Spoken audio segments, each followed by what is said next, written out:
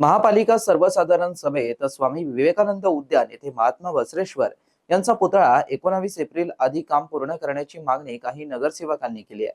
तर महापुरुषांचा पुतळा बसवण्याऐवजी त्यांचं नाव दवाखान्याच्या शाळेला द्या किंवा दवाखान्यांना द्या आणि नागरिकांच्या कराच्या पैशाऐवजी लोकप्रतिनिधींच्या पैशातून पुतळा उभारावा अशी मागणी विरोधी पक्षनेता समीर साजिद यांनी केली।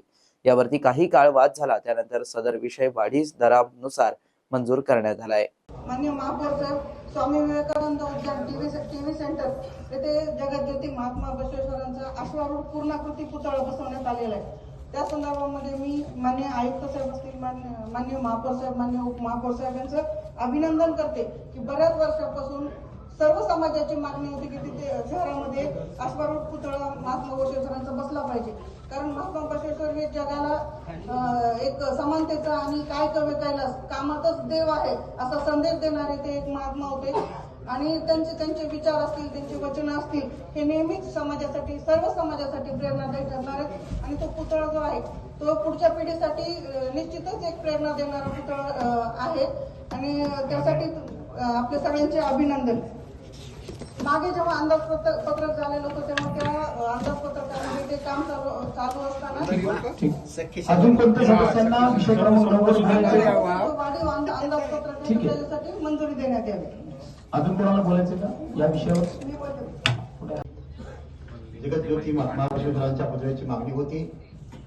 सर्वप्रथम हा पुतळा आकाशवाणी चौकात व्हावा अशी मागणी होती, परंतु रस्त्यामध्ये येत असल्यामुळे रहिवासीला त्रास होत असल्यामुळे तो पुतळा आपण स्वामी विवेकानंद गार्डन येथे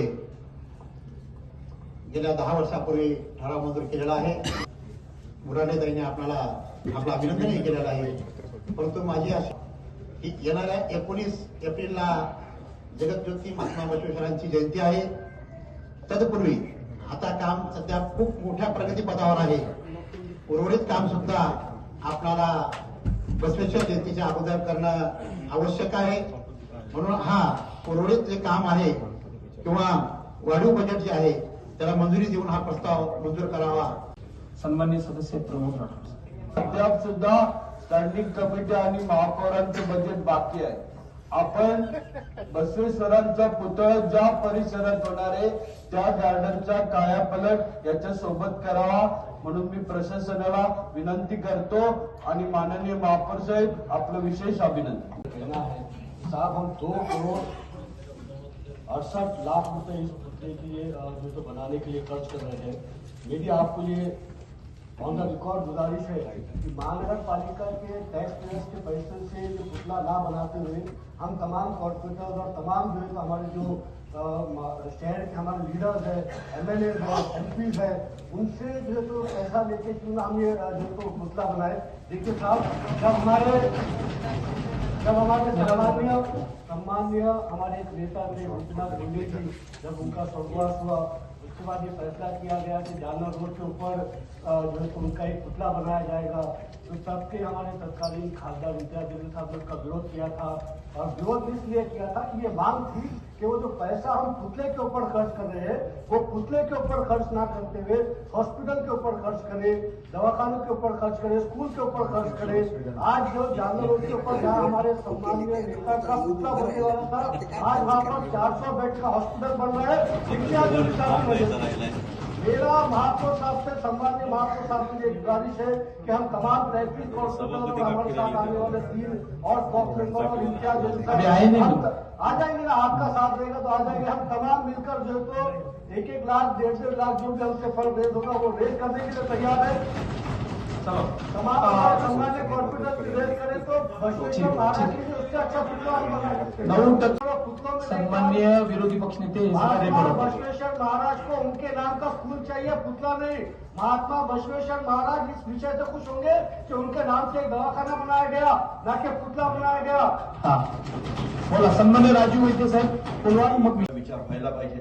परंतु हॉस्पिटल होणं, शाळा होणं हे आवश्यक आहेच, त्याच्याबद्दल कुठलीही शंका नाही। परंतु आमच्या काही भावना आहेत, आमच्या काही श्रद्धा आहेत, त्याला कुठेही ठेच पोहोचता कामा नये। महापालिकेने हा ठराव ठेवला आहे, हा ठराव मंजूर करावा. यांच्या मतांचा मी आदर करतो, निश्चितपणे आदर करतो. परंतु आमच्या प्रक्रियेवर जर यांची मतं येत असतात, ते बोलतायत आता, तुम्ही बोलू नका. महात्मा बसवेश्वरांचा पुतळा झाला पाहिजे, अप्रतिम झाला पाहिजे, चांगला देखणा झाला पाहिजे. जसं महेश सरांनी सांगितलं तसं ते टुरिझम प्लेस म्हणून डेव्हलप व्हायला पाहिजे, ही आमची आपल्याला विनंती आहे. यांच्याकडून जर ह्यांना पैसे द्यायचेच असतील तर ते महापालिकेच्या निधीमध्ये जमा करायला आमची आता बालाजीराव, आपण सर्वचे सर्व एक मिनिट. माननीय महापौर साहेब, मित्रांनो, ही बातमी तुम्हाला कशी वाटली आमच्या कमेंट बॉक्समध्ये प्रतिक्रियेच्या स्वरूपात नोंदवायला विसरू नका. अशाच बातम्या बघण्यासाठी आणि अपडेट राहण्यासाठी आमच्या YouTube चॅनलला सबस्क्राईब करायला विसरू नका. धन्यवाद.